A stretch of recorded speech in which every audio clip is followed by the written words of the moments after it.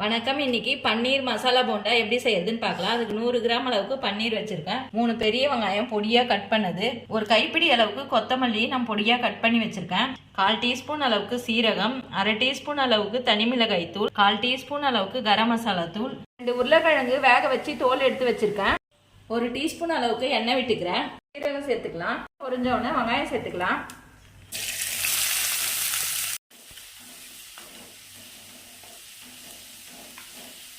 வெங்காயம் 5 நிமிஷம் வதக்கினா போதும். கொத்தமல்லி இலை சேர்த்துக்கிறேன்.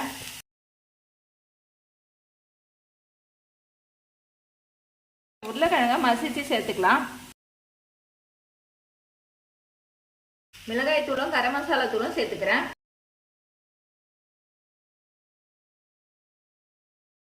இந்த பன்னீரை இப்போ துருவி சேர்த்துக்கிறேன். பன்னீர் நல்லா துருவியாச்சு, இதையும் சேர்த்துக்கலாம். தேவையான அளவுக்கு சால்ட்டு சேர்த்து கலந்துக்கிறேன். போண்டாவுக்கு மேல் மாவு ரெடி பண்ணிக்கலாம். 1 கப் அளவுக்கு கடலை மாவு சேர்த்துக்கிறேன். 2 டீஸ்பூன் அளவுக்கு அரிசி மாவு சேர்த்துக்கிறேன். 1/4 டீஸ்பூன் அளவுக்கு ஓமம் சேர்த்துக்கிறேன். தேவையான அளவுக்கு சால்ட்டு சேர்த்துக்கிறேன்.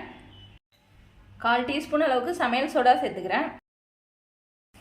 இப்போ கொஞ்சம் கொஞ்சமாக தண்ணி சேர்த்து இட்லி மாவு பதத்துக்கு கலந்துக்கலாம். இந்த அளவுக்கு திக்னஸாகவே கலந்து வச்சுக்கோங்க. இப்போ மசாலா நல்லா ஆறிட்டு பால் ஷேப்புக்கு உருட்டி வச்சுக்கிறேன். இது எல்லாத்தையும் உருட்டி வச்சாச்சு. இப்போ கடலை மாவில் டிப் பண்ணி போட்டுக்கலாம். எண்ணெய் ஊற்றி மிதமான சூட்டில் வச்சுருக்கேன்.